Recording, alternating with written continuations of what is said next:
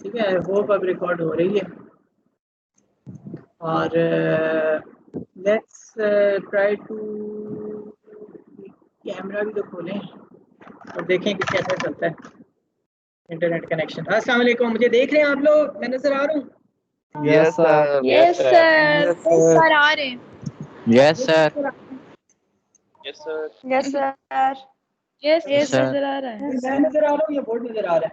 Yes board sir, अभी तो board नजर आ रहा है। बोर्ड नजर आ रहा है। बोर्ड आ रहा है सर। अब आपकी आंखें में नजर आ रही। अच्छा ठीक है, चले। ये जो पिछली क्लास में जो कुछ मैंने बताया है ना, तो मैंने ब्रेक में ये सारा, और उस वक्त भी मैं साथ साथ लिखता गया और ब्रेक में मैंने सारा लिख लिया और एक एक करके ये सारी चीज़ें आपको आनी चाहिए, राइट? तो जी हम इसको सर हमने भी नोट कर लिया। जबरदस्त। तो इसको हम रिवाइज करते हैं थोड़ा सा और फिर हम आगे चलेंगे। Okay okay sir. Okay sir. Hydrocarbons, hydrocarbons क्या होते हैं, कौन बताएगा? Carbon containing carbon and hydrogen. Compounds of carbon and hydrogen and their derivatives. नहीं, वो तो ऑर्गेनिक कंपाउंड्स हुए ना, लेकिन हाइड्रोकार्बन्स वो हैं स्ट्रिक्टली स्पीकिंग जिसके अंदर सिर्फ कार्बन हाइड्रोजन। सिर्फ इस जिसमें हाइड्रोजन और कार्बन का बॉन्ड बना हो। Yes sir. जिस कंपाउंड में सिर्फ कार्बन और हाइड्रोजन होंगे, ठीक है, और कोई ओके चीज सर। और कोई एलिमेंट नहीं होगा। अगर और कोई एलिमेंट होगा तो वो हाइड्रोकार्बन नहीं बल्कि हाइड्रोकार्बन का डेरिवेटिव कहलाएगा। और जो हाइड्रोकार्बन का डेरिवेटिव है वो ऑर्गेनिक कंपाउंड तो हो सकता है लेकिन उससे हाइड्रोकार्बन नहीं करेंगे। इसीलिए हम ऑर्गेनिक कंपाउंड्स को कैसे डिफाइन करते हैं? ऑर्गेनिक कंपाउंड्स ऐसे कंपाउंड्स हैं जिनके अंदर हाइड्रोकार्बन्स और उनके डेरिवेटिव्स, ठीक है? Okay sir. Okay sir. Okay sir. Simple hydrocarbon वो मॉलिक्यूल है जिसके अंदर सिर्फ और सिर्फ कार्बन और हाइड्रोजन होते हैं। ओके, सिर्फ और सिर्फ कार्बन और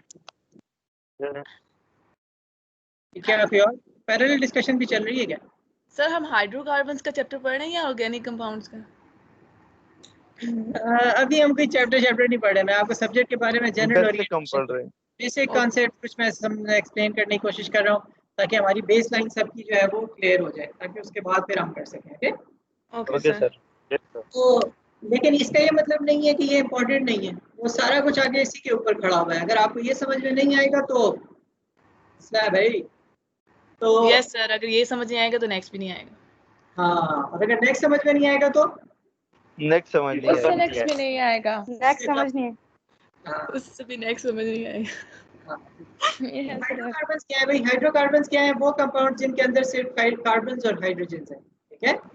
और अगली बात हम लोग क्या की थी? दूसरी बात कोवेलेंट बॉन्ड्स बनाते हैं। कोवेलेंट बॉन्ड्स हमने कहा था हाइड्रोकार्बन्स में सिर्फ कोवेलेंट बॉन्ड्स होते हैं, राइट? और कोवेलेंट बॉन्ड्स के बारे में हमने कहा कि ये वो बॉन्ड्स होते हैं जो कि इलेक्ट्रॉन की शेयरिंग से बनते हैं, यानी म्यूचुअल शेयरिंग से होते हैं। जिन्होंने बॉन्ड बनाया हुआ है वो इलेक्ट्रॉन शेयर कर रहे हैं। फिर अगली चीज जो हमने पढ़ी थी वो ये कि जो कोवेलेंट बॉन्ड्स हाइड्रोकार्बन्स में होते हैं वो या कार्बन हाइड्रोजन के दरमियान में होते हैं या कार्बन कार्बन। ओके उससे अगली बात हमने ये की थी कि इलेक्ट्रोनेगेटिविटी को हमने डिफाइन किया था। हमने कहा था इलेक्ट्रोनेगेटिविटी कहते हैं किसी भी एटम की इस एबिलिटी को कि वो share pair of electron efficiency को अट्रैक्ट कर सकते। हाँ जी, the ability of an atom to attract the shared pair of electrons। तो ये डेफिनेशन का आपने रट्टा मारना है, जरूर मारें, लेकिन मेरा बुनियादी मकसद आपको रट्टा लगवाना नहीं है। आपको ये पता होना चाहिए, आगे आपको बिल्कुल क्लियर होना चाहिए कि इलेक्ट्रोनेगेटिविटी होती क्या है। कि अगर एक एटम ने दूसरे एटम के साथ बॉन्ड बनाया हुआ है, एक एटम दूसरा एटम, और इनके दरमियान में ये बॉन्ड है, ठीक है? अब ये जो बॉन्ड है इसमें शेयर्ड पेयर ऑफ इलेक्ट्रॉन है। अब अगर ये बहुत ज्यादा इलेक्ट्रोनेगेटिव है और ये इलेक्ट्रोनेगेटिव नहीं है तो ये जो दरमियान में शेयर्ड पेयर ऑफ इलेक्ट्रॉन है ये ज्यादा इसकी तरफ होगा, इसकी तरफ नहीं होगा, हाईली इलेक्ट्रोनेगेटिव की तरफ, ज्यादा इलेक्ट्रोनेगेटिव एटम की तरफ होगा। अब चूंकि इलेक्ट्रॉन के ऊपर नेगेटिव चार्ज होता है, इस वजह से ये वाला एटम पार्शली नेगेटिव हो जाएगा और ये वाला एटम पार्शली पॉजिटिव हो जाएगा। समझ आई बात? Yes sir. Yes sir. Are we clear? Yes sir. Alright, हमने हाइड्रोकार्बन्स के बारे में ये कही थी कि हाइड्रोकार्बन्स में तो बॉन्ड होता है कार्बन कार्बन का या कार्बन हाइड्रोजन का। कार्बन से बॉन्ड हो या कार्बन का हाइड्रोजन से बॉन्ड हो, इन एटम्स की इलेक्ट्रोनेगेटिविटी सबकी कम है, बहुत कम है। जब इलेक्ट्रोनेगेटिविटी सबकी कम है, इसका मतलब है इलेक्ट्रोनेगेटिविटी में डिफरेंस नहीं है। इलेक्ट्रोनेगेटिविटी में डिफरेंस नहीं है, इसका मतलब ये है कि इस एटम, ये एक कार्बन है और ये एक दूसरा कार्बन है, इन दोनों के दरमियान में जो शेयर्ड पेयर ऑफ इलेक्ट्रॉन है वो इक्वली शेयर हो रहा है, वो इक्वल है। पार्शियल चार्ज किसी पर भी नहीं है। हाँ, इसका मतलब ये है कि ना ये पार्शियल चार्ज है इसके ऊपर, ना इसके ऊपर कोई पार्शियल चार्ज है। तो और हमने इसीलिए ये नॉन रिएक्टिव। हाँ, इसलिए ये नॉन रिएक्टिव है। कि डिफरेंस की वजह से कोवेलेंट बॉन्ड बना रहे हैं ना, कि कम है इलेक्ट्रोनेगेटिविटी डिफरेंस, इस वजह से कोवेलेंट बॉन्ड बनाते हैं कार्बन एंड हाइड्रोजन। नहीं, ये इधर उधर की बातें ना करें भाई, जो ये आपका खुद भी कंफ्यूज होंगी, दूसरों को भी कंफ्यूज करेंगे। आप ये बस ये इतना मैंने कहा है कि आप अभी ध्यान में रखें। ये जो सारी स्टोरी है, इससे आपको कोई इसमें कोई चीज अनक्लियर हो, किसी को भी पूछ ले अभी। क्लियर है नो सर। सर। हाँ, सर वो yes, जो yes, आपने yes. सवाल पूछा था उसका जवाब हम दें या आप देंगे? जवाब आप देना चाहते हैं, वेरी नाइस। ये कौन कह रहे हैं भाई? सर कश्यप में। कश्यप बताइए, आप जवाब देना चाहती हैं? सर वो रिएक्टिव होगा क्योंकि उसकी इलेक्ट्रोनेगेटिविटी ज्यादा है। अच्छा नीना, कश्यप आप पहले सवाल तो बताएं ना, फिर उसके बाद जवाब। सवाल क्या था? सर आपने कहा था अगर किसी की इलेक्ट्रोनेगेटिविटी ज्यादा होगी तो उसकी रिएक्टिविटी पे क्या असर होगा? तो मेरे ख्याल से तो वो ज्यादा होगी। क्या था मैंने सवाल क्या किया था? मुझे ये समझ दोबारा सवाल करता हूँ। आप ऐसे ठीक कह रही हैं, आपको पता है जो आप कह रही हैं वो ठीक कह रही हैं, लेकिन मैं चाहता हूँ कि सबको बिल्कुल क्लियर हो, जितना आपको क्लियर है, इसलिए मैं थोड़ा सा ज़्यादा क्लियर करना चाह रहा हूँ। मेरा सवाल ये था कि मैंने कहा था कि अगर कोई हाइड्रोकार्बन हो, हाइड्रोकार्बन किसे कहते हैं? जिसके अंदर सिर्फ हाइड्रोजन हो और सिर्फ कार्बन हो, राइट? उसके अलावा और कोई एटम हो, तो इसके अंदर तो इलेक्ट्रोनेगेटिविटी डिफरेंस नहीं है। कार्बन की भी इलेक्ट्रोनेगेटिविटी कम है, हाइड्रोजन की कम है।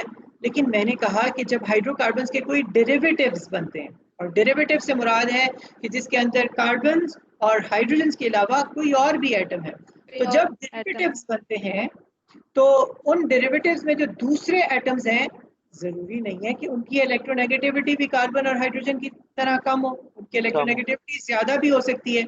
जैसे मैंने आपको एग्जांपल दी अल्कोहल्स की।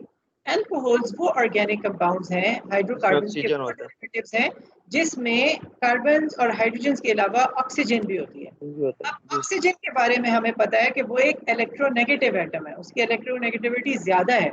इलेक्ट्रोनेगेटिविटी ज्यादा होने का क्या मतलब है कि जब ऑक्सीजन किसी कम इलेक्ट्रोनेगेटिव एटम के साथ ऑक्सीजन बॉन्ड बनाएगा तो shared pair of electron oxygen की तरफ ज्यादा होगा, इस कम इलेक्ट्रोनेगेटिव एटम की तरफ कम होगा।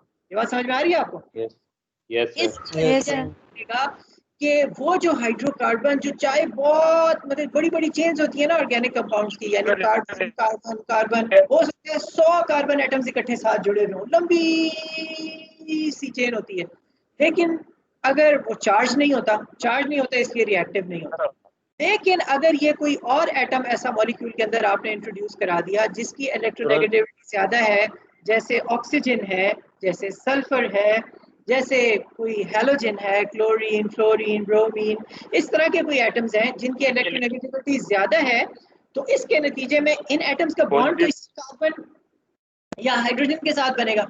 अब कार्बन के साथ जब बॉन्ड बनेगा या हाइड्रोजन के साथ इस ज्यादा इलेक्ट्रोनेगेटिव एटम का बॉन्ड बनेगा, तो चूंकि ये एटम ज्यादा इलेक्ट्रोनेगेटिव है, ये शेयर्ड पेयर ऑफ इलेक्ट्रॉन को अपनी तरफ ज्यादा खींच लेगा। वो जो shared pair of electron in दोनों एटम्स के दरमियान में बराबर शेयर हो रहा था हाइड्रोकार्बन्स में, अब वो ज्यादा जो इलेक्ट्रोनेगेटिव एटम है उसकी तरफ हो जाएगा। ठीक है, तो ये जो बेचारा कार्बन है या हाइड्रोजन है, ये कार्बन और हाइड्रोजन कहेगा मेरे पास तो इलेक्ट्रॉन्स नहीं है, और ये वाला जो है जो दूसरा इलेक्ट्रोनेगेटिव एटम है वो ऑक्सीजन या सल्फर है, इसके पास बहुत ज्यादा पार्शियल नेगेटिव चार्ज होगा। अब इसके ऊपर जो पार्शियल नेगेटिव चार्ज आ रहा है, ज्यादा इलेक्ट्रॉन इसके पास है, उसका नतीजा क्या निकलेगा? इसके ऊपर पार्शियल पॉजिटिव चार्ज होगा। जो कम इलेक्ट्रोनेगेटिव एटम है उसके ऊपर पार्शियल पॉजिटिव चार्ज है, और जो ज्यादा इलेक्ट्रोनेगेटिव एटम है उसके ऊपर पार्शियल नेगेटिव चार्ज है। ये बात समझ में आई आपको? ये वाले पॉइंट समझ नहीं आई। यस सर, समझ आ गई। दोहराता हूँ, कुछ को समझ नहीं आया, मैं चाहता हूँ हर किसी को समझ में आए, ये जरूरी है। देखिए, दो एटम्स ने बॉन्ड बनाया हुआ है, एक इलेक्ट्रोनेगेटिविटी एक की कम है, दूसरे की भी कम है, इसके नतीजे में शेयर्ड पेयर ऑफ इलेक्ट्रॉन दोनों इक्वली शेयर करेंगे। लेकिन अगर एक की इलेक्ट्रोनेगेटिविटी कम है, दूसरे की ज्यादा है, तो शेयर्ड पेयर ऑफ इलेक्ट्रॉन जो ज्यादा इलेक्ट्रोनेगेटिव एटम है उसकी तरफ होगा, जो कम इलेक्ट्रोनेगेटिव है उसकी तरफ नहीं होगा। ओके ठीक, तो शेयर्ड पेयर ऑफ इलेक्ट्रॉन अगर इस एटम की तरफ ज़्यादा है तो इलेक्ट्रॉन की वजह से इसके ऊपर नेगेटिव चार्ज आ जाएगा, पार्शियल नेगेटिव चार्ज, और इसके ऊपर पार्शियल पॉजिटिव चार्ज आ जाएगा। हमने कहा था कि हाइड्रोकार्बन्स इसलिए नॉन रिएक्टिव होते हैं कि उनके ऊपर पार्शियल चार्जेस ज़्यादा नहीं होते, क्योंकि कार्बन्स और हाइड्रोजन्स की इलेक्ट्रोनेगेटिविटी दोनों की कम है। लेकिन जब आपने हाइड्रोकार्बन का एक ऐसा डेरिवेटिव बना दिया जिसके अंदर कोई ऐसा एटम है जैसे ऑक्सीजन है, सल्फर है, क्लोरीन है, फ्लोरीन है, ब्रोमीन है, जिनकी इलेक्ट्रोनेगेटिविटी ज़्यादा है, तो जब भी कार्बन के साथ या हाइड्रोजन के साथ इनमें से किसी एटम का बॉन्ड होगा तो shared pair of electron in ज़्यादा इलेक्ट्रोनेगेटिव एटम्स की तरफ होगा, जिसकी वजह से वो जो फ्लोरीन है या क्लोरीन है या ब्रोमीन है या ऑक्सीजन है या सल्फर है, इनके ऊपर पार्शियल नेगेटिव चार्ज होगा, और ये वाले एटम्स जो कार्बन और हाइड्रोजन है जिनकी इलेक्ट्रोनेगेटिविटी कम है, इनके ऊपर पार्शियल पॉजिटिव चार्ज होगा। अगर चार्ज ना होने की वजह से मॉलिक्यूल नॉन रिएक्टिव था, तो अब ये चार्ज होने की वजह से ये मॉलिक्यूल क्या हो जाएगा? रिएक्टिव हो जाएगा। ठीक है, तो हम ये कह सकते हैं किसी इलेक्ट्रोनेगेटिव एटम को एक हाइड्रोकार्बन में इंट्रोड्यूस करने के नतीजे में हम मॉलिक्यूल को रिएक्टिव बना देते हैं। और केमिस्ट्री की ज़बान में रिएक्टिव, केमिस्ट्री में हम क्या स्टडी कर रहे होते हैं? रिएक्शंस ही तो स्टडी कर रहे होते हैं। तो हम कह सकते हैं इन अ वे ये मॉलिक्यूल अब फंक्शन करना शुरू कर रहा है, यानी रिएक्टिव है। और इसलिए ये जो एटम या ये जो ग्रुप ऑफ एटम्स हमने ऐड किया है इस हाइड्रोकार्बन के ऊपर, इस ग्रुप को कहते हैं फंक्शनल ग्रुप। इस ग्रुप को कहते हैं functional group. Functional group. Functional group. Uh, functional group. Sir जब ऑक्सीजन पे पार्शियल नेगेटिव आएगा जी, तो फिर कार्बन और हाइड्रोजन दोनों पे पार्शियल पॉजिटिव आएगा। जिसके साथ उसका बॉन्ड होगा। ये कौन ठीक। पूछ रहा है सवाल? और हम हम। तो जो अब कार्बन का ये देखिए ना, अब हम बॉन्ड्स बनाते हैं, जरा देखें। सर ये ये जो इलेक्ट्रोनेगेटिव एटम होगा ये फंक्शनल ग्रुप होगा। हाँ, ये जो भी ग्रुप हमने ऐड किया है ये इलेक्ट्रोनेगेटिव एटम, मतलब अल्कोहल्स में सिर्फ ऑक्सीजन नहीं होता, एक OH ग्रुप ऐड होता है, हाइड्रोक्सिलिक ग्रुप OH, तो वो OH के फंक्शनल ग्रुप कहलाता है। ठीक है, अगर अल्काइल हेलाइड है उसमें हेलोजन सिर्फ अकेला खुद ही ऐड हुआ होता है, तो उसमें फंक्शनल ग्रुप सिर्फ फ्लोरीन एटम है या वो फ्लोरीन है या जो भी है। ठीक है, क्लियर हो गया? Yes sir. Yes sir. तो जरा कुछ ये आपको ये स्क्रीन ये तो सही नजर आ रहा है ना, board? Yes sir. Yes sir. तो एक है हमारे पास, अगर बल्कि मैं लिख लेता हूं, ये नजर आ रहा है ना, यू कैन सी रिफ्लेक्शन पड़ा होगा लाइट का, नजर आ रहा है? यस सर, सही नजर आ रहा है। ये एक कार्बन एटम है और इसके साथ एक और कार्बन एटम का बॉन्ड बना हुआ है, केमिकल बॉन्ड, और इसके नतीजे में ये होगा कि जो शेयर्ड पेयर ऑफ इलेक्ट्रॉन है, आप में से किसी ने भाई अपना माइक कोई ओपन किया हुआ है, उसके नतीजे में ये एको हो रहा है, तो काइंडली अपना माइक म्यूट कर लें आप लोग प्लीज, माइक्स म्यूट कर लें। एक कार्बन एटम और दूसरे कार्बन एटम ने एक कोवेलेंट बॉन्ड बनाया हुआ है। कोवेलेंट बॉन्ड का क्या मतलब है कि there is a shared pair of electrons. ठीक है, दो इलेक्ट्रॉन्स शेयर हुए हैं। तो मैं अगर ये लाइन रिप्रेजेंटेशन को छोड़ के एक इलेक्ट्रॉन इधर बना दूं, एक इलेक्ट्रॉन इधर बना दूं, और इलेक्ट्रॉन अपनी जगह पे खड़े तो नहीं रहते ना, वो मूव कर रहे होते हैं, तो मैं कहूँगा कि ये इलेक्ट्रॉन्स जो है ना सिंगल ये इस तरह की लाइन बना देते हैं, इसका मतलब है कि इन दोनों के दरमियान में इक्वली मूव करें। लेकिन अगर ऐसे हो कि इस कार्बन का बॉन्ड बन जाए, एक और कार्बन है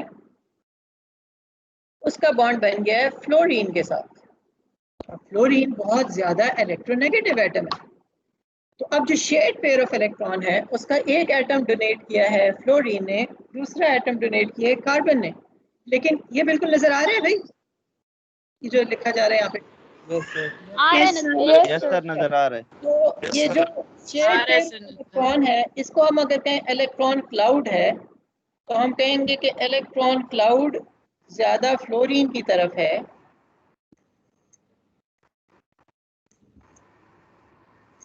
यहाँ पे ज्यादा इलेक्ट्रॉन डेंसिटी है। ठीक है, ये चार्ज डिस्ट्रीब्यूशन हो। हाँ बिल्कुल, और यहाँ पर कम इलेक्ट्रॉन डेंसिटी है, ठीक है। इस तरफ इलेक्ट्रॉन की डेंसिटी ज्यादा होगी और इस तरफ इलेक्ट्रॉन की डेंसिटी कम होगी। अब चूंकि इलेक्ट्रॉन नेगेटिवली चार्ज होता है, इसकी वजह से ये फ्लोरीन पार्शली नेगेटिव हो जाएगा और ये कार्बन पार्शली पॉजिटिव हो जाएगा। जी बेटा, कौन सवाल कर रहे हैं? जी सर,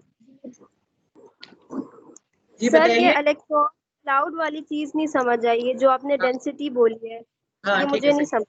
सही सही। इलेक्ट्रॉन देखिए, क्या इलेक्ट्रॉन एक पार्टिकल है या क्या है? तो खैर अभी हम क्वांटम थ्योरी वाले उस तरफ नहीं जाते, बिल्कुल हम इसको बेसिक रखते हैं, बिल्कुल आपके लेवल पे रखते हैं। देखिए, अभी आप इतना समझिए कि इलेक्ट्रॉन, 2 इलेक्ट्रॉन्स हैं इस बॉन्ड के अंदर। एक इलेक्ट्रॉन फ्लोरीन ने दिया है और एक कार्बन ने दिया है, दोनों ने मिलकर एक बॉन्ड बनाया है, ठीक है। और ये इलेक्ट्रॉन जो है इन दोनों एटम्स के दरमियान में है, दोनों इलेक्ट्रॉन्स। लेकिन चूंकि फ्लोरीन ज्यादा इलेक्ट्रोनेगेटिव है, वो शेड पेयर ऑफ इलेक्ट्रॉन को अपनी तरफ खींच लेगा।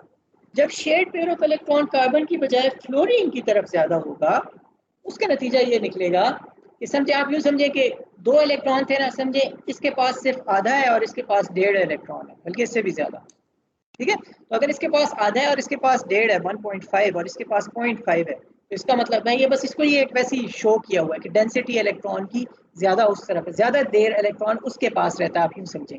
या ज्यादा इलेक्ट्रॉन, जब इलेक्ट्रॉन उस तरफ ज्यादा होगा तो इसका मतलब नेगेटिव चार्ज ज्यादा उस तरफ होगा। कुछ क्लियर हुआ? जी सर। अगर नहीं हुआ तो आप पूछ सकते हैं दोबारा, नो प्रॉब्लम। जी समझ आ गई है। चलिए, जबरदस्त। तो हम ये कहेंगे कि ये जो ऊपर वाला मॉलिक्यूल था, जिसके अंदर सिर्फ और सिर्फ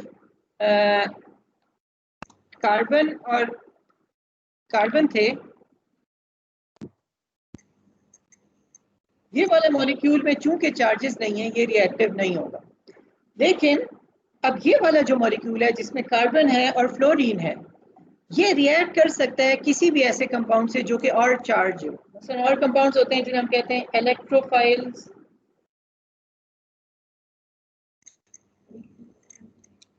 क्या होते हैं बाद में हम तफसील से पढ़ेंगे, या होते हैं न्यूक्लियोफाइल्स। आपने कुछ ना कुछ पढ़ा भी होगा पहले, लेकिन हम भी तफसील से बाद में पढ़ेंगे। लेकिन अभी इतना ध्यान में रखें, इलेक्ट्रोफाइल वो होता है जो जहाँ पे नेगेटिव चार्ज होगा ना, तो वो उसके ऊपर अटैक करेगा। तो कोई भी इलेक्ट्रोफाइल कोई और मॉलिक्यूल है जो इस मॉलिक्यूल के करीब आएगा, तो इलेक्ट्रोफाइल अटैक कर सकता है फ्लोरीन के ऊपर, क्योंकि ये पार्शियली नेगेटिव चार्ज है, और इलेक्ट्रोफाइल अटैक करता है फ्लोरीन के ऊपर। और कोई न्यूक्लियोफाइल जो है वो पॉजिटिव चार्ज सेंटर की तरफ जाता है। कोई भी न्यूक्लियोफाइल इस मॉलिक्यूल के करीब आएगा, वो कार्बन के ऊपर अटैक कर सकता है। ये बात समझ में आई? यस सर, समझ आ रही है। Yes sir. Yes sir. ठीक है। आ गई अब मुझे समझ जरा सर। ये इलेक्ट्रोफाइल और न्यूक्लियोफाइल वही है। एक ही आपने क्लास ली हुई है, उसके अंदर आपने ये इलेक्ट्रोफाइल और न्यूक्लियोफाइल भी डाला हुआ है। भाई ये माइक म्यूट करें प्लीज, अपना उसके बाद बात करके माइक क्या करें। ये इलेक्ट्रोफाइल और न्यूक्लियोफाइल आपने एक फ्लास्क में लिया हुआ है, और उसके अंदर आपने ये वाला एटम, ये वाला मॉलिक्यूल डाला हुआ है जिसके अंदर ये वाला बॉन्ड है।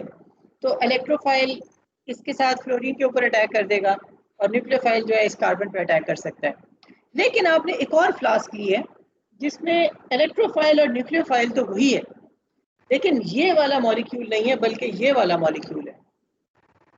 तो बताइए, ये इलेक्ट्रोफाइल न्यूक्लियोफाइल इसके ऊपर अटैक करेगा या नहीं करेगा? नो सर, नहीं करेगा। तो इलेक्ट्रोफिलिक न्यूक्लियोफिलिक अटैक का चांस कम है, क्योंकि इलेक्ट्रोफाइल ने अटैक करना है किसी नेगेटिवली चार्ज चीज के ऊपर, स्पीशीज के ऊपर, और न्यूक्लियोफाइल ने अटैक करना है किसी पॉजिटिवली चार्ज स्पीशीज के ऊपर। जब कोई पॉजिटिव नेगेटिवली चार्ज स्पीशीज है ही नहीं, तो वो अटैक नहीं करेगा। अटैक करने का मतलब क्या है कि वो उसके साथ वो रिएक्ट नहीं करेगा, उधर लूज कर रहे हैं ना, उधर है। जब भी उसके साथ फोर्सेस जो है वो इतनी होंगी नहीं, पॉजिटिव नेगेटिव को अट्रैक्ट करता है, नेगेटिव पॉजिटिव को अट्रैक्ट करता है, तो इधर कोई ऐसा सेंटर है ही नहीं जो इसको अट्रैक्ट करे। तो इसका मतलब है कि रिएक्शन होना इसमें बहुत कम है। कम रिएक्शंस होंगे, ये कम रिएक्शन है। और इस केस में रिएक्शंस होंगे। सर इसी वजह से ना सर कार्बन कार्बन बॉन्ड जो होते हैं वो नॉन रिएक्टिव होते हैं। Carbon carbon hydrocarbon. होते हैं, बिल्कुल ठीक कहा। और कार्बन हाइड्रोजन बॉन्ड भी। ओके सर जिनका इलेक्ट्रोनेगेटिविटी डिफरेंस ज्यादा होगा।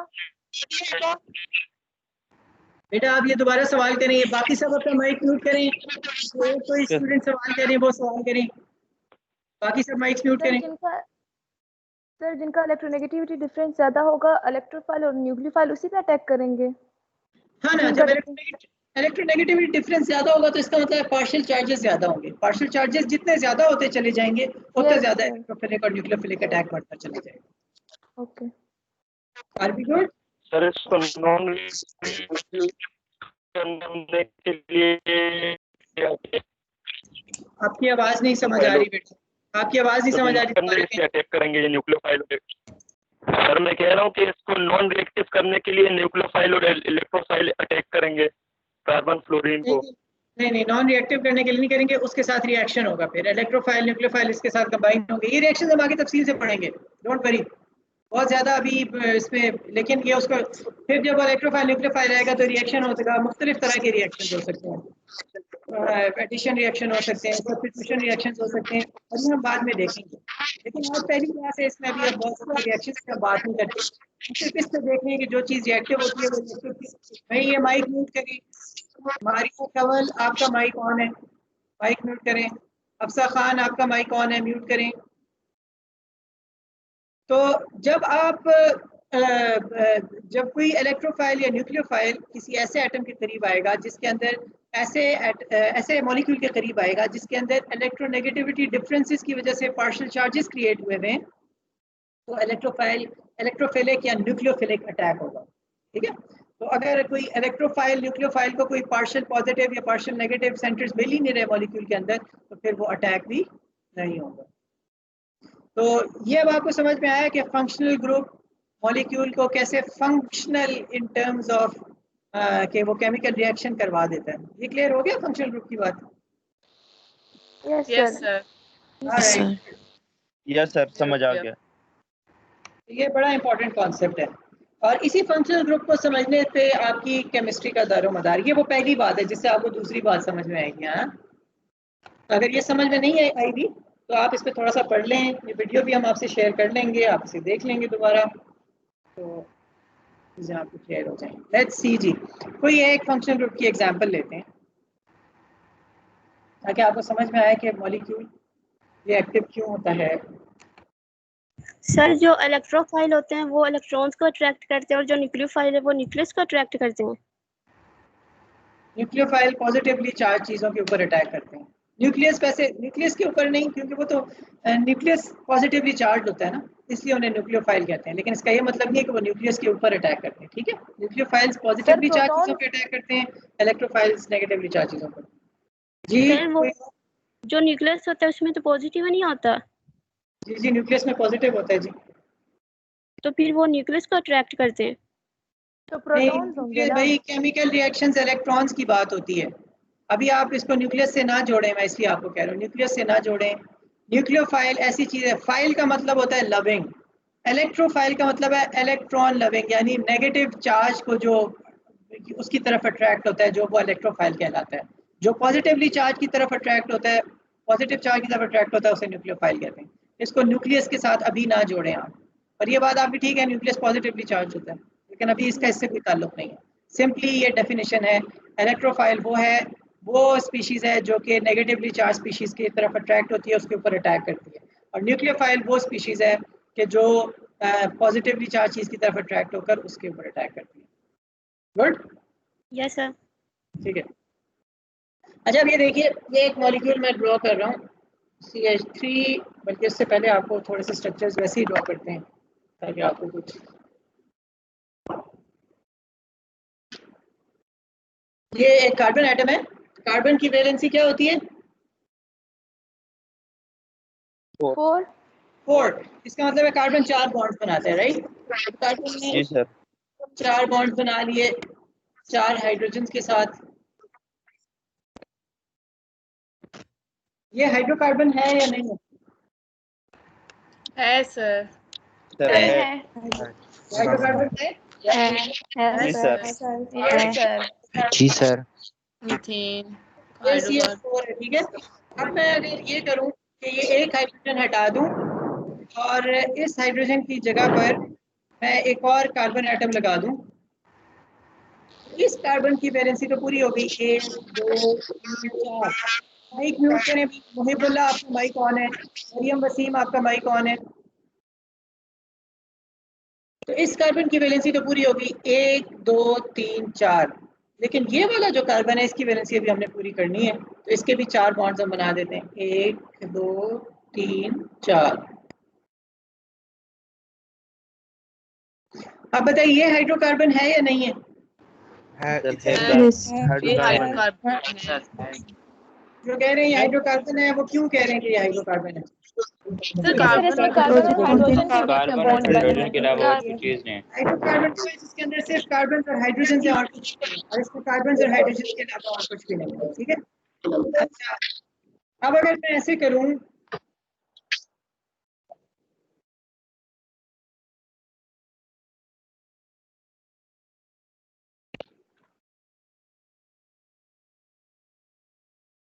मैंने आखिर से एक हाइड्रोजन मिटा दिया और उसकी जगह पर क्या लिखे? नो सर, ये मतलब ये हाइड्रोकार्बन ऑर्गेनिक कंपाउंड है। ये कार्बोहाइड्रेट। मैंने एक ब्रोमीन लिख दिया ना। इसमें ब्रोमीन आ गया ना। सर अब ये ऑर्गेनिक कंपाउंड है, हाइड्रोकार्बन नहीं होगा। अल्काइल हैलाइड्स हैं, अब बन जाए। ठीक है, सही है। माइक म्यूट कर लें, बात करके माइक म्यूट करें। उमैमा खान, वहीबुल्लाह। तो अब ये इसके अंदर आपको नजर आ रहा है कि कार्बन है और हाइड्रोजन है, लेकिन उसके अलावा एक ब्रोमीन भी है। तो अब ये हाइड्रोकार्बन नहीं रहा, हाइड्रोकार्बन का एक डेरिवेटिव बन गया है, ठीक है। अल्काइल हैलाइड है, ठीक है, वो सही है बात, लेकिन अभी हमने पढ़ा नहीं है तो कहने की जरूरत नहीं। अच्छा, ये जो बाकी लोग हैं जो नहीं बोल रहे, जरा इनको भी जरा सा हम इनसे पूछते हैं थोड़ा सा। जी, ये मलिक शहीर, आप ऑनलाइन हैं, सुन रहे हैं, क्लास अटेंड कर रहे हैं?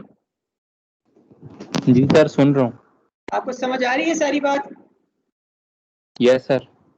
अच्छा, अगर ये जो मॉलिक्यूल मैंने अभी बनाया है इसमें मैं ब्रोमीन हटा दूं और इसकी जगह पे हाइड्रोजन लिख दूं, तो वो मॉलिक्यूल ज्यादा एक्टिव होगा, ये मॉलिक्यूल ज्यादा रिएक्टिव होगा?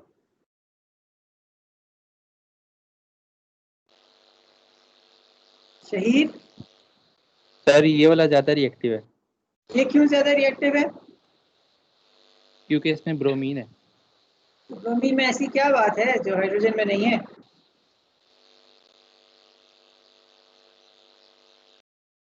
ब्रोमीन इस मॉलिक्यूल को क्यों इलेक्ट्रोनेगेटिव? ब्रोमीन की इलेक्ट्रोनेगेटिविटी ज्यादा है। हाँ, मैंने ही बोल दिया। अच्छा, ब्रोमीन की इलेक्ट्रोनेगेटिविटी ज्यादा से क्या होगा?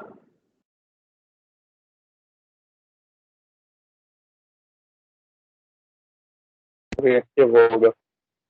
क्यों रिएक्टिव होगा? सर इलेक्ट्रोनेगेटिविटी ज्यादा नहीं भाई, यही सब चुप हैं। उमैमा खान, आप खामोश हो जाएं। मुहिबुल्लाह, कोई जरूरत नहीं, अभी आपको किसी और को बोलने की जरूरत नहीं है। हाथ नीचे। मोहम्मद शहीर, आप जवाब देंगे। ब्रोमीन की इलेक्ट्रोनेगेटिविटी ज्यादा है, इससे रिएक्टिविटी मॉलिक्यूल की क्यों बढ़ रही है? क्योंकि सर इस इलेक्ट्रोनेगेटिविटी ज़्यादा है, क्योंकि ज़्यादा चार्ज को इलेक्ट्रॉन्स को अट्रैक्ट करता है। ये सही तरह से बोलें, ये इधर उधर ना देखें, सही तरह माइक में मुंह डाल के बोलें। क्योंकि सर जो ब्रोमीन है वो ज़्यादा इलेक्ट्रोनेगेटिव है और अपनी तरफ ज़्यादा चार्ज को अट्रैक्ट करता है। कौन से चार्ज को अट्रैक्ट करेगा? इलेक्ट्रॉन्स को। कौन से इलेक्ट्रॉन्स को? सर कार्बन के। और हाँ, ये जो ब्रोमीन का बॉन्ड बना हुआ है इस कार्बन के साथ, ये जो एक लाइन लगी हुई है, इस लाइन का मतलब ये है कि ये 2 इलेक्ट्रॉन्स हैं। ये इलेक्ट्रॉन पेयर है जो कि शेयर हो रहा है कार्बन और ब्रोमीन के दरमियान में। चूंकि कार्बन से ब्रोमीन की इलेक्ट्रोनेगेटिविटी ज़्यादा है, इस वजह से share pair of electron bromine की तरफ ज़्यादा होगा, और इस वजह से ब्रोमीन पार्शली नेगेटिवली चार्ज होगा और कार्बन के ऊपर पार्शल पॉजिटिव चार्ज होगा। ठीक है शहीद, थैंक यू वेरी मच। अपना माइक म्यूट करें। नरमीन इखलाक, आप सुन रही हैं? Yes sir. जी आप मुझे बताइए, अब ब्रोमीन की वजह से इस मॉलिक्यूल के अंदर एक पार्शियल नेगेटिव चार्ज आ गया है ब्रोमीन के ऊपर। अब ब्रोमीन के ऊपर इलेक्ट्रोफाइल अटैक करेगा या न्यूक्लियोफाइल अटैक करेगा? इलेक्ट्रोफाइल। Good, electrophile. ठीक है, ब्रोमीन के ऊपर इलेक्ट्रोफिलिक अटैक होगा। Thank you very much, thank you. Alright जी, कुछ हम फंक्शनल ग्रुप्स के बारे में जानते हैं थोड़े से। कुछ एक तो ये हो गया ना जिसमें ये ब्रोमीन लगा हुआ है। तो देखिए सिंपल जो ये जो क्लासेस हैं ऑर्गेनिक कंपाउंड्स की, इनका थोड़ा सा इंट्रोडक्शन वो भी देख लें आखिर में, बस इसको फिर हम वाइंड अप करेंगे। हाँ, तो ये जो क्लासेस ऑफ ऑर्गेनिक कंपाउंड्स हैं ये इसी बेसिस पे बन रही होती हैं कि उनके अंदर हाइड्रोजन्स और कार्बन्स के अलावा और कौन से एटम्स हैं। जो एटम्स चेंज होते जाएंगे इसकी वजह से इलेक्ट्रोनेगेटिविटी की प्रोफाइल चेंज होती जाएगी डिफरेंसेस की, और फिर उसकी वजह से पार्शियल चार्जेस डिफरेंट होंगे। उन पार्शियल चार्जेस की डिफरेंट होने की वजह से उनकी रिएक्टिविटी डिफरेंट हो जाएगी। तो डिपेंडिंग ऑन कौन सा फंक्शनल ग्रुप है मॉलिक्यूल में, मॉलिक्यूल की केमिकल प्रॉपर्टीज डिफरेंट होंगी। यानी एक मॉलिक्यूल उस पर इतनी लंबी एक कार्बन है, carbon carbon carbon carbon carbon chain है, वो उसकी कोई इंपॉर्टेंस नहीं है, बल्कि इंपॉर्टेंस ये है कि वो 30 लंबी सी जो कार्बन कार्बन की चेन है उसके आखिर में वो फंक्शनल ग्रुप या उसके दरमियान में फंक्शनल ग्रुप कहाँ पे लगा हुआ है, वो क्या लगा हुआ है और उसकी क्या इलेक्ट्रोनेगेटिविटी डिफरेंसेस है। तो all that matters in terms of organic chemical reactions is that functional group. तो अगर आपको बहुत बड़ा सा एक मॉलिक्यूल दिया हुआ है, ठीक है, और आपको कहा जाए कि भाई एग्जाम में मैं आपको कंफ्यूज करने के लिए मैं आपको एक बहुत बड़ा सा मॉलिक्यूल बना के दे दूं और मैं कहूँ इसका रिएक्शन बताओ क्या होगा इस इलेक्ट्रोफाइल के साथ, तो आपने उस बहुत बड़े से मॉलिक्यूल पे फोकस नहीं करना, आपने देखना है इस मॉलिक्यूल में फंक्शनल ग्रुप कौन सा है, वो ढूंढना है आपने। और जब वो फंक्शनल ग्रुप आप आइडेंटिफाई कर लेंगे, आपको उस खास फंक्शनल ग्रुप की प्रॉपर्टीज का पता होना चाहिए, और वो उस फंक्शनल ग्रुप का जो रिएक्शन होना होगा वही रिएक्शन होगा, वो चाहे मॉलिक्यूल इतना बड़ा हो या इतना छोटा सा हो। ये बात समझ में आई आपको? Yes sir. मैं एग्जाम में आपसे कोई क्वेश्चन इस तरह का पूछूं जिसमें मैं, ठीक है, thank you very much, mike mute कर ले, माइक म्यूट कर ले। अगर मैं एग्जाम में आपको एक बहुत मुश्किल सा एक मॉलिक्यूल बना के दे दूं, माइक सबके म्यूट नहीं है भाई, आलिया कमल आपका माइक जी। तो अगर मैं एग्जाम में एक बहुत मुश्किल सा बड़ा सा केमिकल स्ट्रक्चर बना के दे देता हूँ, ठीक है, लेकिन वो सारे कार्बन हाइड्रोजन हैं, और मैं कहता हूँ इसका क्या केमिकल रिएक्शन होगा किसी एक इलेक्ट्रोफाइल या न्यूक्लियोफाइल में दे देता हूँ, तो आपने उस सारे कार्बन हाइड्रोजन को नहीं देखना उसके नेटवर्क को, बल्कि आपने फोकस करना है कि इसके अंदर फंक्शनल ग्रुप कौन सा है। जो फंक्शनल ग्रुप होगा वही वाला केमिकल रिएक्शन होगा, ठीक है। तो आइए हम जरा कुछ फंक्शनल ग्रुप और इसी तरह से ऑर्गेनिक, तो फिर ऑर्गेनिक कंपाउंड्स की क्लासेस जो है उस कार्बन चेन के ऊपर डिपेंड नहीं कर रही होती, बल्कि डिपेंड कर रही होती है कि कौन सा फंक्शनल ग्रुप है इस मॉलिक्यूल के अंदर। जो फंक्शनल ग्रुप होगा उसी तरह के केमिकल रिएक्शंस होंगे। एक सिंपल हाइड्रोकार्बन जिसके अंदर कार्बन कार्बन कार्बन कार्बन बहुत सारे कार्बन्स हैं, और उन कार्बन्स के साथ हाइड्रोजन्स के बॉन्ड्स बने हुए हैं, जिस तरह का भी मैं एक मॉलिक्यूल बनाने लगा हूँ, और मुझे पता है आप लोगों में से अक्सर को इसका नाम आता होगा, लेकिन नहीं आता तो कोई बात नहीं है, मैंने तो अभी पढ़ाया ही नहीं है। मैं आपसे सिर्फ ये एक्सपेक्ट करता हूँ कि जो कुछ मैं पढ़ा रहा हूँ वो आपको आता हो, मैं आपको सब कुछ कराऊंगा इंशाल्लाह, स्टार्ट फ्रॉम द बेसिस। तो एज लॉन्ग एज आप मेरी क्लास को फॉलो कर रहे हैं तो यू वुड बी गुड। तो ये मैंने एक मॉलिक्यूल बनाया है जिसके अंदर 4 कार्बन एटम्स हैं, और पहला कार्बन और आखिरी कार्बन इन दोनों के साथ 3-3 हाइड्रोजन्स लगे हुए हैं, दरमियान वाले 2 कार्बन के साथ 2-2 हाइड्रोजन्स बने हुए हैं, क्योंकि इसलिए 2-2 क्योंकि इनके 2-2 कार्बन के साथ बॉन्ड्स हैं, तो 4-4 वैलेंसी हर की पूरी हुई है। अब इस मॉलिक्यूल के अंदर कोई फंक्शनल ग्रुप है क्या? नो सर, कोई फंक्शनल ग्रुप नहीं है। कोई नहीं है sir. No sir. No sir. ठीक है, thank you very much, thank you, mike mute. तो इन कार्बन और हाइड्रोजन के अलावा कोई और एटम नहीं है, इसका मतलब है ये एक सिंपल सा हाइड्रोकार्बन है, ये नॉन रिएक्टिव होगा। इस तरह का मॉलिक्यूल जिसके अंदर सिर्फ कार्बन और हाइड्रोजन हो, कोई और फंक्शनल ग्रुप ना हो, उसे हम कहते हैं एल्केन। एल्केन, ठीक है, ऐसे हाइड्रोकार्बन को हम एल्केन कहते हैं। ब्यूटेन। ना कोई और एटम है, ना कोई डबल बॉन्ड ट्रिपल बॉन्ड है, ऐसे मॉलिक्यूल को एल्केन कहते हैं। Yes sir, clear clear. Yes sir.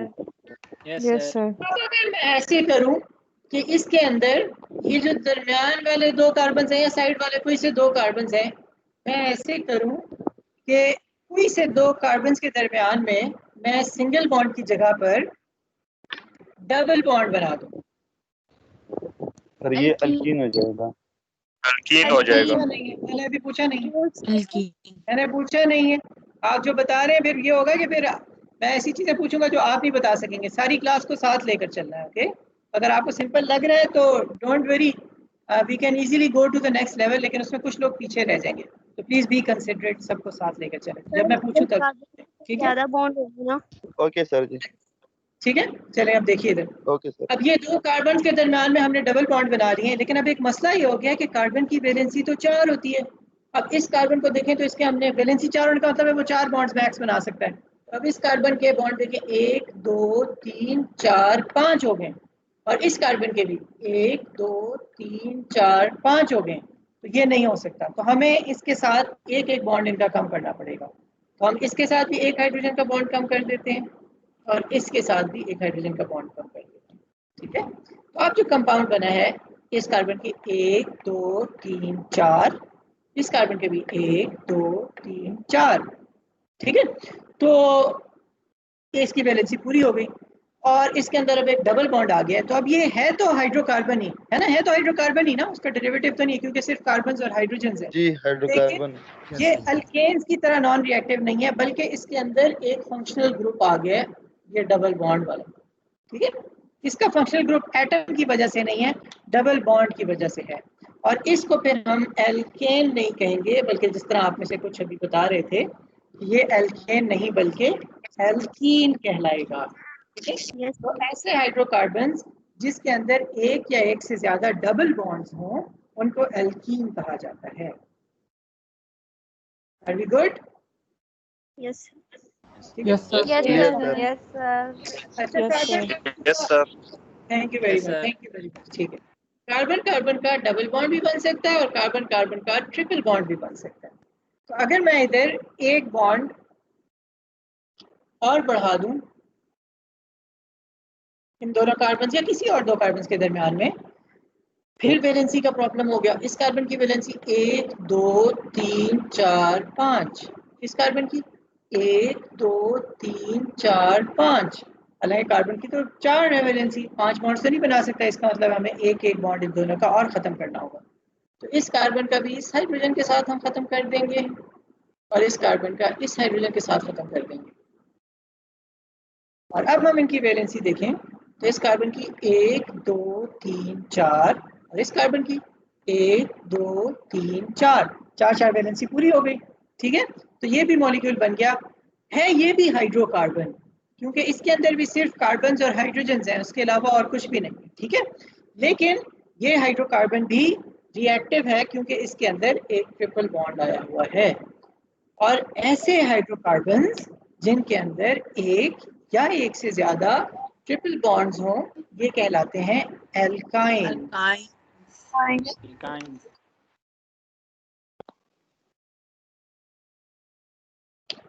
यहाँ तक सबको समझ आ रहा है?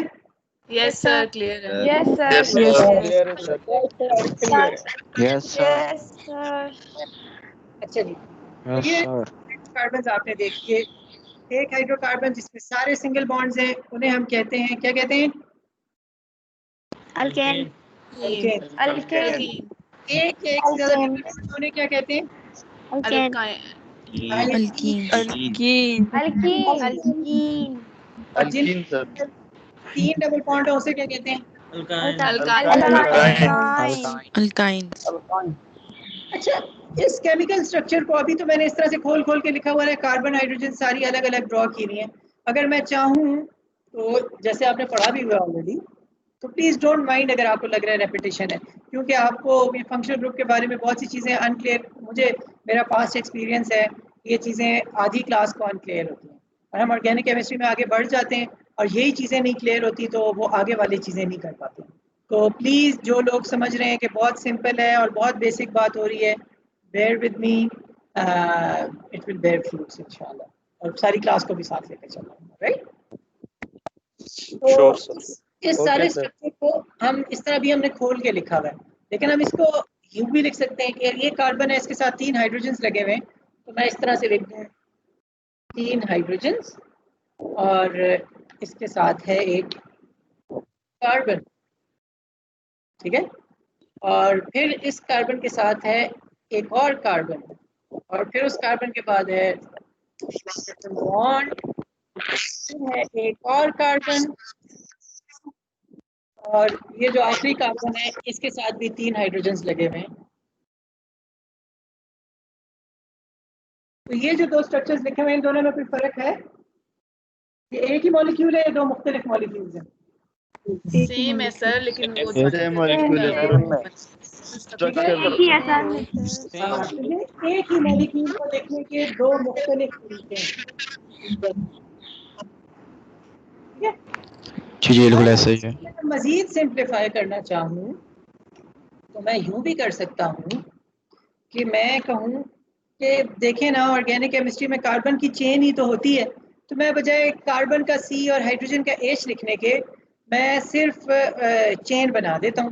मैं कहता हूँ कि एक कार्बन एटम था, ठीक है, ये वाला, फिर एक कार्बन एटम है ये वाला, एक ये 4 कार्बन एटम है। तो मैं कहता हूँ एक कार्बन, दूसरा कार्बन, तीसरा कार्बन, चौथा कार्बन, ठीक है। अब देखें ना, एक कार्बन ये,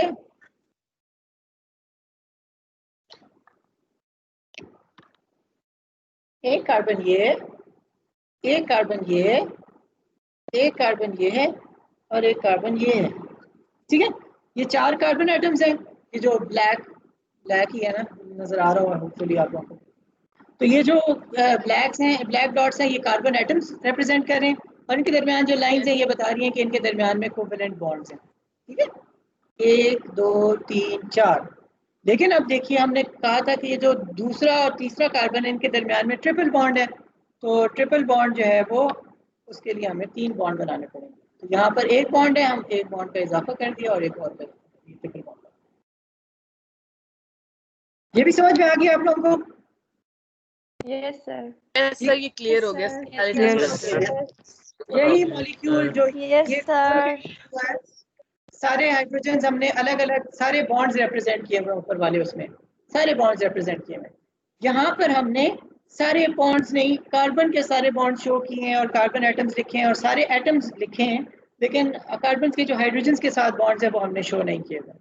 और ये जो आखिरी वाला स्ट्रक्चर है, इसके अंदर हमने कहा भाई अगर कार्बन होगा तो उसे हम ये डॉट से रिप्रेजेंट कर देंगे, सिंपल स्ट्रक्चर है, सिंपल वो लाइन है, और जो बॉन्ड है उसको लाइन से शो कर देंगे। हाइड्रोजन बनाने की ज़रूरत ही नहीं है, क्योंकि हमें पता है कि कार्बन की वैलेंसी 4 है, तो ये कार्बन है, इसका एक बॉन्ड है तो 3 हाइड्रोजन इसके साथ लगे होंगे। ये कार्बन है, इसकी वैलेंसी 1 2 3 4 पूरी हुई है, कोई हाइड्रोजन नहीं होगा, हाइड्रोजन लिखने की ज़रूरत ही नहीं है। लेकिन अगर इसमें कोई और एटम आ जाता है, कोई ऑक्सीजन हेटेरो एटम कोई आ जाता है, इन कार्बन हाइड्रोजन के अलावा ऑक्सीजन या हेलोजन या सल्फर या नाइट्रोजन, कोई भी और एटम आता है, तो वो हमें इधर लिखना पड़ेगा, ठीक है। उसका ऑक्सीजन का और लिखना पड़ेगा, नाइट्रोजन का एन लिखना पड़ेगा। Are we good? ये रिप्रेजेंटेशन तीनों आप लोगों को क्लियर है? यस सर, क्लियर है। Yes sir. मैं आपसे दरखास्त करता जी हूं, सर क्लियर है। Yes sir. Yes good. अपनी नोटबुक निकालें और पेन आपके पास होना चाहिए, पेन और नोटबुक निकालें। सर निकाली हुई है, लिख रहे हैं साथ सर पास ही हुई है। और उसके सर ऊपर, नोट कर लिया। ठीक है, उसके ऊपर 5 कार्बन एटम लिखें और पांचों के दरमियान में केमिकल बॉन्ड बनाएं।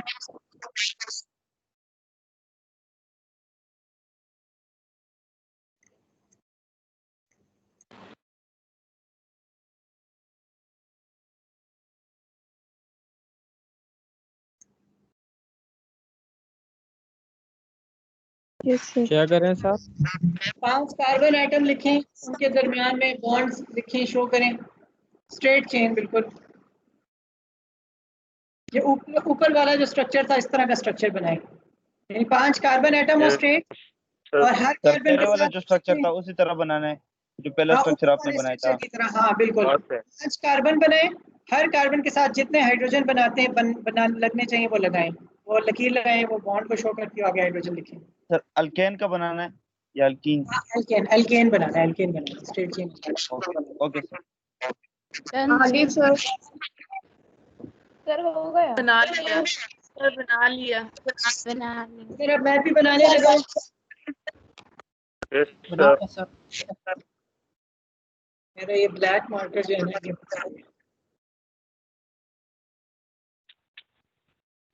इस तरह से 5 कार्बन आपने ओके सर। और इनके साथ आपने दरमियान वाले कार्बन के साथ 2-2 हाइड्रोजन लगाए होंगे।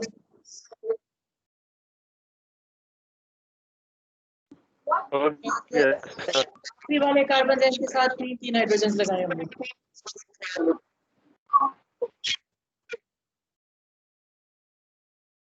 ऐसे ही बनाया था। Yes sir. Yes sir new बना लिए हैं। यस ऐसे ही बनाया। तो दूसरा वाला स्ट्रक्चर ड्रॉ करें। दूसरा वाला स्ट्रक्चर जो था जिसमें आपने हाइड्रोजन के अलग अलग लाइन लगा के ये शो नहीं करना, बल्कि कार्बन के साथ जितने हाइड्रोजन लिखे हुए हैं वो साथ लिखे हाइड्रोजन। Yes sir. करें अफसा खान, ईशान फजल, सर आप बात में नहीं आई। समझ नहीं आई। खान माइक म्यूट करें। स्ट्रेट चेन बनाने हैं, कार्बन के साथ हाइड्रोजन लिखने हैं, H3CH3। हाँ हाँ कर लिया है। ईशान फजल माइक म्यूट करें प्लीज। बाकी लोग भी। कर लिया सर। ठीक है, आवाज कैसे आई थी? नहीं मतलब वो ड्रा कर लिया। अच्छा सही है, सही है, ठीक है, सही है। हम माइक म्यूट कर लें। तो वो अब आपका कुछ इस तरह का बना होगा कि ये कार्बन होगा, इसके साथ H3C लिखा होगा, फिर आपने CH2 लिखा होगा, फिर CH2 लिखा होगा, फिर CH2 लिखा होगा, और फिर आखिर में आपने CH3 लिखा होगा। ऐसे बनाया? Yes sir. Yes Yes, sir sir. ऐसे ही बना। Yes sir. जी सर। अच्छा, इसको यूं भी लिख सकते हैं कि ये जो हमने कार्बन कार्बन के दरमियान में ये जो लाइंस ड्रॉ की है ना, जो बॉन्ड्स को शो कर रही है, भाई माइक म्यूट करें। आप में किसी का माइक ऑन है? नरमीन अखलाक आपका माइक ऑन है? प्लीज ये कर्टेसी थोड़ी सी दिखाएं, जरा तवज्जो देकर माइक ऑफ कर लिया करें ताकि वो सब लोग सुन सकें। तो हम ये भी कर सकते हैं कि ये बीच वाली लाइन ना ड्रॉ करें, हम सिंपली लिखें कार्बन कार्बन कार्बन। वही नहीं ड्रॉ करने दिया, मैं करना शुरू हो गया। अच्छा, हम सिंपली लिखना शुरू कर दें H3C, फिर उसके बाद हम डायरेक्ट CH2, फिर CH2, फिर CH2,